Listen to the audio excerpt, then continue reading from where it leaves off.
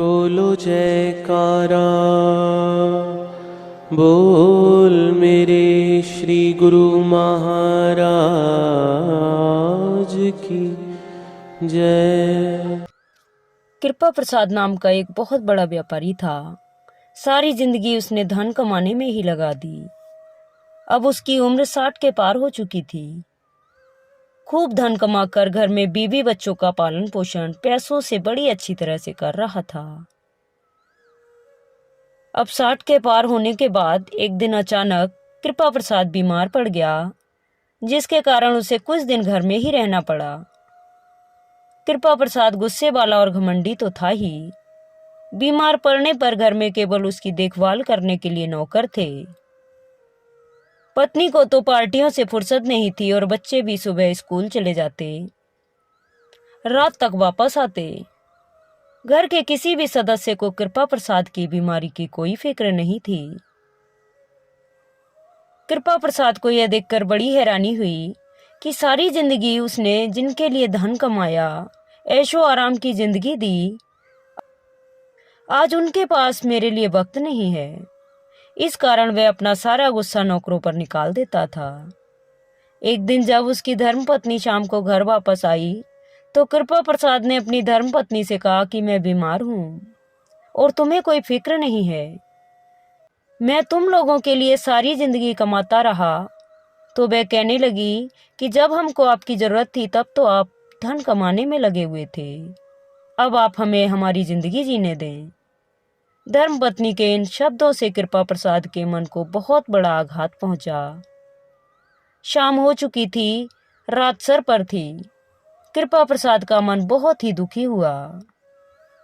वह चुपचाप घर से निकल पड़ा। नौकरों ने उसको कुछ खाने के लिए कहा तो वह खाने की थाली पटक कर गुस्से से बाहर निकल गया और वह समुद्र के किनारे जाकर अपने मन को शांत करने के लिए टहलने लगा। तभी उसकी नजर वहां पर एक 20 से 25 साल के नौजवान पर पड़ी। उसके मुख पर एक अजीब सी लालिमा थी, मस्तक पर तिलक लगा हुआ था और गले में माला डली हुई थी। अब वह नौजवान क्या कर रहा था? समुद्र के किनारे रेत को इकट्ठा कर रहा था और एक छोटा सा टीला बना रहा था। और जब वह टीला बनकर तैयार हो जाता तो वह उसको 3 से 4 ठोकरे जोर से मारकर उसको गिरा देता और उस टीले को गिराकर वह जोर जोर से हंसने लगता। कृपा प्रसाद दूर खड़ा यह सब देख रहा था। वह देखकर बड़ा हैरान हुआ, लेकिन उसने उस लड़के से कुछ भी नहीं पूछा। समुद्र के किनारे जाकर उसको थोड़ा थोड़ा सुकून मिल रहा था।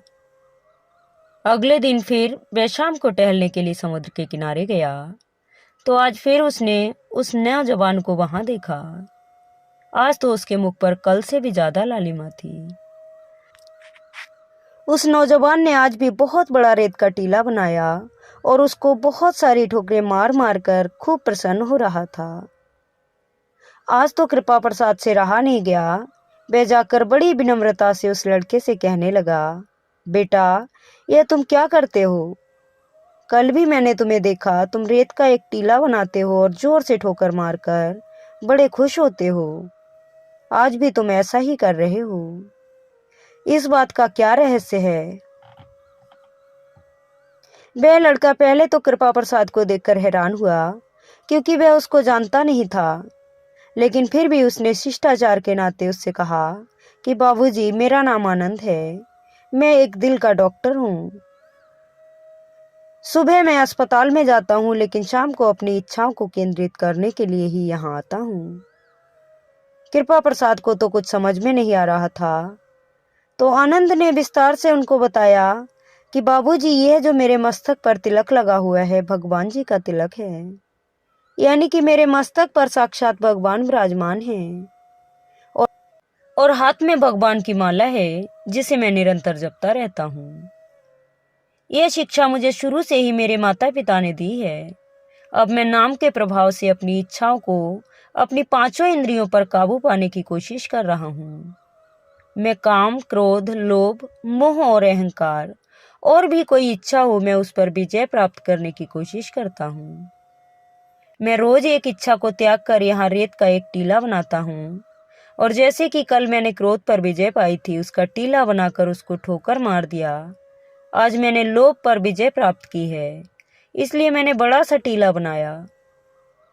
क्योंकि इंसान का लोभ निरंतर बढ़ता ही जा रहा है, इसलिए आज मैंने बड़ा सा रेत का टीला बनाकर उसको जोर से ठोकर मारी, ताकि मेरे अंदर का लोभ खत्म हो जाए। कृपा प्रसाद ये सुनकर बड़ा हैरान हुआ, लेकिन उसको ये बातें अब भी समझ में नहीं आ रही थी। आनंद को पता लग गया कि अभी भी बाबूजी को मेरी बातें पूरी तरह से समझ में नहीं आ रही हैं।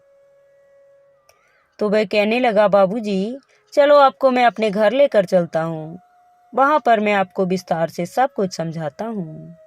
मेरा घर पास में ही है। कृपा प्रसाद को तो घर जाने की कोई जल्दी नहीं थी, क्योंकि घर में तो कोई इसका इंतजार करने वाला था ही नहीं। इसलिए वह आनंद के साथ उसके घर पर चला गया।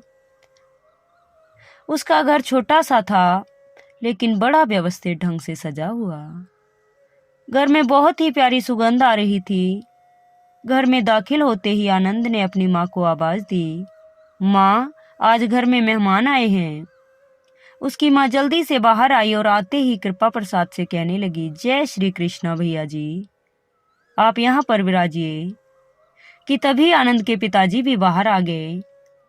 सब ने आकर कृपा प्रसाद को, जो कि उनसे पहले कभी नहीं मिले थे, लेकिन उन सब ने उनको जय श्री कृष्णा कहा और उनके साथ ऐसे घुल मिल गए जैसे कि उनको बरसों से जानते हो, कोई पुराना रिश्ता हो। आज कृपा प्रसाद को यहाँ आकर बड़ा अच्छा लगने लगा। तभी आनंद ने कहा कि ये मेरे पिताजी हैं, जो कि एक सरकारी स्कूल में अध्यापक हैं। ये बहुत ही ईमानदार अध्यापक हैं। हमें बचपन से ही ईमानदारी की और मेहनत की कमाई की रोटी खिलाई है। इन्होंने मुझे पढ़ा लिखा कर एक हार्ट का सर्जन बनाया और साथ में हमें खूब अच्छे संस्कार भी दिए। और यह मेरी माता जी हैं, जो कि सुबह उठकर हमारे घर की सरकार राधा कृष्ण जी की खूब सेवा करती हैं और भोजन बनाते बनाते नाम का जाप भी करती रहती हैं। ठाकुर जी को भोग लगाती हैं और इस भोजन से हमें ठाकुर जी के नाम की शक्ति प्राप्त होती है।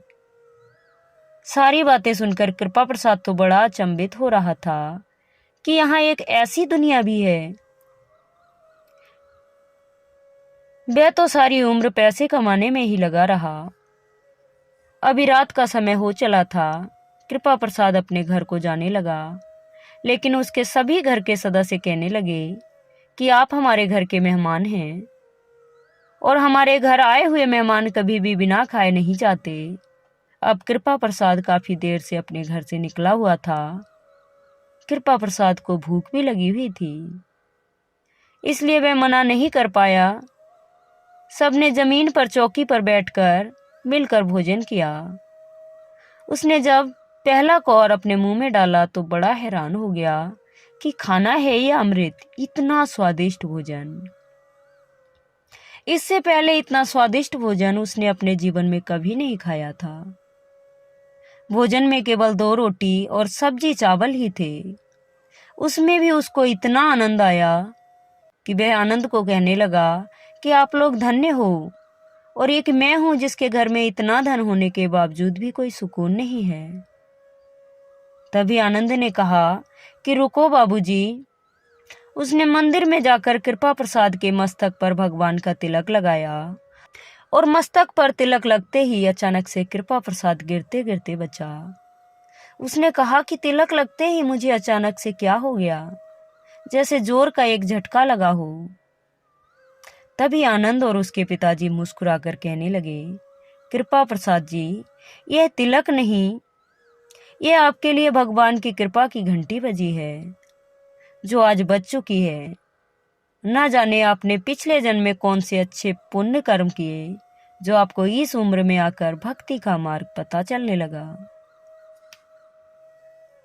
पता नहीं ठाकुर जी की ही ऐसी कृपा होगी आप पर, जो ये भगवान का तिलक आपके मस्तक पर शोभायमान हुआ। कृपा प्रसाद चुपचाप यह सब सुन रहा था। आज उसका मन बड़ा प्रसन्न था। रात को जब वह घर गया तो घर के सारे नौकर उसको देखकर सहमे हुए थे कि आज मालिक देर से वापस आए हैं, इनका गुस्सा हम सब पर टूटेगा। लेकिन कृपा प्रसाद आज बड़ा प्रसन्न था। उसने नौकरों को, अपनी बीवी को, बच्चों को कुछ भी नहीं कहा और चुपचाप अपने कमरे में सोने के लिए चला गया। लेकिन सारी रात उसको नींद नहीं आई। वह बार बार अपने मस्तक पर लगे भगवान के तिलक को हाथ लगा लगा कर देख रहा था और जब जब तिलक को हाथ लगा रहा था तब तक उसके शरीर में अजीब सी हलचल होती, जैसे भगवान के चरणों को छू रहा हो। बड़ी मुश्किल से उसने अपनी रात काटी और सुबह उठा और उससे रहा नहीं गया। वह सुबह सवेरे ही आनंद के घर चला गया और उससे कहने लगा कि आप किस भगवान की पूजा करते हो। तब उन्होंने बताया कि वे ठाकुर जी की पूजा और अर्चना करते हैं। कृपा प्रसाद को यह घर किसी मंदिर से कम नहीं लग रहा था।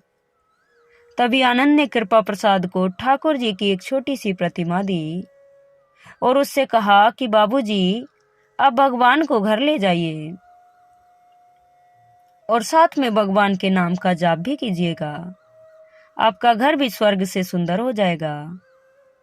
कृपा प्रसाद अपने घर आए और अपने कमरे में जाकर ठाकुर जी की मूर्ति को कंठ से लगाकर खूब रोया। यह तो उस पर भगवान की एक तरह से कृपा हो रही थी। तभी उसने देखा कि अचानक से उसकी धर्मपत्नी उसके कमरे में आई और उससे कहने लगी कि आज आपकी तबीयत कैसी है। यह सुनकर तो वह हैरान हो गया और धर्मपत्नी के साथ साथ उसके बच्चे भी कमरे में आ गए और कहने लगे, पिताजी, हमें तो पता ही नहीं था कि आप बीमार हैं। अब आपकी तबीयत कैसी है? यह सारा माजरा देखकर कृपा प्रसाद तो हैरान ही हो गया। तभी उसकी नजर अपने हाथों में ठाकुर जी पर पड़ी। उसने देखा कि ठाकुर जी मंद मंद मुस्कुरा रहे थे। वह मन में विचार करने लगा, यह जरूर उनकी कृपा है जो मुझ पर होनी शुरू हो गई है। अब तो उसका विश्वास भगवान पर और पक्का हो गया। सुबह नहा धोकर उसने ठाकुर जी की खूब सेवा की और मन में विचार किया कि आज मैं अपने हाथों से भोजन बनाकर ठाकुर जी को भोग लगाऊंगा। लेकिन तभी उसने देखा कि उसकी पत्नी पहले से ही रसोई घर में बैठी है और भोजन बना रही है। मन में विचार करने लगा कि जो औरत सारी जिंदगी घर की रसोई घर में नहीं गई, आज कैसी कृपा हुई है कि उसकी धर्मपत्नी ने बड़े ही स्वादिष्ट कढ़ी चावल बनाए और कढ़ी चावल का ठाकुर जी को भोग लगाया और सभी ने मिलकर एक ही जगह बैठकर भोजन ग्रहण किया। कृपा प्रसाद को आज बहुत ही अच्छा लग रहा था। जब उसने भोजन का पहला कौर अपने मुंह में डाला तो वह हैरान हो गया, क्योंकि आनंद के घर पर जो भोजन किया था वैसा ही स्वाद आज उसके घर के भोजन में आने लगा। अमृत जैसा स्वाद आज उसको बड़ा ही सुकून मिल रहा था। वह पूरे परिवार को अपने पास बैठे देखकर ठाकुर जी को लाख लाख धन्यवाद कर रहा था और उसी दिन वह आनंद के घर गया और आनंद के चरणों में गिर पड़ा और उससे कहने लगा, बेटा, तुम तो वास्तव में दिल के डॉक्टर हो, जो तुमने मेरे अहंकारी दिल का इलाज ठाकुर जी के नाम के औजारों से किया है। ऐसे ही एक भक्त था, बड़ा दुखी और परेशान। एक बार वह भगवान से शिकायत कर रहा था कि भगवान, आप मेरा ख्याल नहीं रखते। मैं आपका इतना बड़ा भक्त हूँ, आपकी सेवा करता हूँ, रात दिन आपका स्मरण करता हूँ, फिर भी मेरी जिंदगी में सबसे ज्यादा दुख क्यों है? परेशानियों का तो अंबार लगा हुआ है, ये खत्म होती नहीं है कि दूसरी मुसीबत तैयार रहती है। दूसरों की तो आप सुनते हो, उन्हें तो हर खुशी देते हो। देखो, आपने सभी को सारे सुख दिए हैं, मगर मेरे हिस्से में केवल दुख ही दुख है। तभी भगवान उसे समझाते हैं कि नहीं बेटा, ऐसा नहीं है। सबके अपने अपने दुख और परेशानियां हैं। अपने कर्मों के अनुसार हर एक को उसके कर्मों का फल प्राप्त होता है। यह मात्र तुम्हारी गलतफहमी है। लेकिन नहीं, भक्त है कि सुनने को राजी नहीं। आखिर भगवान अपने इस नादान भक्त को समझा समझा कर थक गए, तो भगवान ने एक उपाय निकाला और उससे कहने लगे, चलो ठीक है बेटा, मैं तुम्हें एक अवसर और देता हूँ अपनी किस्मत बदलने का। वह देखो, वहां पर एक बड़ा सा पुराना सा पेड़ है।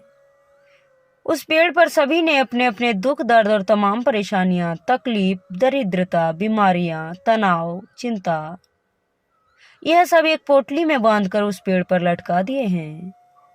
जिसे भी जो कुछ दुख है वहां जाता है और अपनी समस्त परेशानियों की पोटली बनाकर उस पर लटका देता है। तुम भी ऐसा करो, इससे तुम्हारी समस्या का हल हो जाएगा। अब भक्त तो खुशी के मारे उछल पड़ा कि धन्य है प्रभु जी, मैं तो अभी जाता हूँ। तभी भगवान कहने लगे, लेकिन मेरी एक छोटी सी शर्त है। भक्त कहता है, कैसी शर्त है भगवान? भगवान कहने लगे, जब तुम अपने सारे दुखों और परेशानियों की पोटली बनाकर उस पर टांग चुके होगे, तब उस पेड़ पर पहले से ही लटकी हुई किसी भी एक पोटली को तुम्हें अपने साथ लेकर आना होगा। भक्त को थोड़ा अजीब लगा, लेकिन उसने सोचा कि चलो ठीक है। फिर उसने अपनी सारी समस्याओं की एक पोटली बनाई और उस पेड़ पर टांग दी। चलो एक काम तो हो गया, अब मुझे जीवन में कोई चिंता नहीं होगी। फिर उसे याद आया कि लेकिन भगवान ने तो कहा है कि वापस आते समय एक पोटली साथ में लेकर आना है। वह सोचने लगा, ठीक है, कौन सी वाली लूं? ये छोटी वाली ठीक रहेगी। तब दूसरे ही पल में ख्याल आया कि पता नहीं इसमें क्या है, चलो वह वाली ले लेता हूं। जब दूसरी पोटली की तरफ उसने हाथ बढ़ाया, तभी अचानक उसका हाथ रुक गया। मन में सोचने लगा कि इसमें कोई गंभीर बीमारी निकली तो नहीं, अच्छा यह वाली ले लेता हूँ। मगर पता नहीं किसकी है और इसमें क्या क्या दुख भरे पड़े हैं। भगवान ये क्या है? वह बहुत ही परेशान हो गया। कहते हैं ना कि बंद मुट्ठी लाख की, खुल गई तो खाक की। जब तक पता नहीं होता कि दूसरों की पोटलियों में क्या दुख और परेशानियां हैं, कौन सी चिंताएं मुसीबतें हैं, तब तक ठीक ठाक लगता है। मगर यदि इनमें अपने से ज्यादा दुख निकले तो तभी वह भक्त भगवान को याद करने लगा कि हे भगवान, कहाँ हो? भगवान तुरंत प्रकट हुए और कहने लगे, क्यों, क्या तुम्हें कोई पोटली पसंद नहीं आई? कोई एक पोटली उठा लो। भक्त कहने लगा, नहीं प्रभु, क्षमा करो, मैं नादान था जो खुद को सबसे ज्यादा दुखी समझ रहा था। यहाँ तो मेरे जैसे अनगिनत हैं, मुझे यह भी नहीं पता कि उनके दुख क्या हैं, उनकी चिंताएं क्या हैं। कम से कम मुझे खुद की परेशानी और दुख तो पता है। नहीं, अब मैं निराश नहीं हूँ, क्योंकि अब मुझे पता है कि सभी के अपने अपने दुख और परेशानियां हैं। मैं भी अपनी चिंता और परेशानियों का साहस से मुकाबला करूंगा और उनका सामना भी करूंगा, ना कि उनसे भागूंगा। धन्यवाद प्रभु जी, जब आप मेरे साथ हैं तो हर शक्ति मेरे साथ है।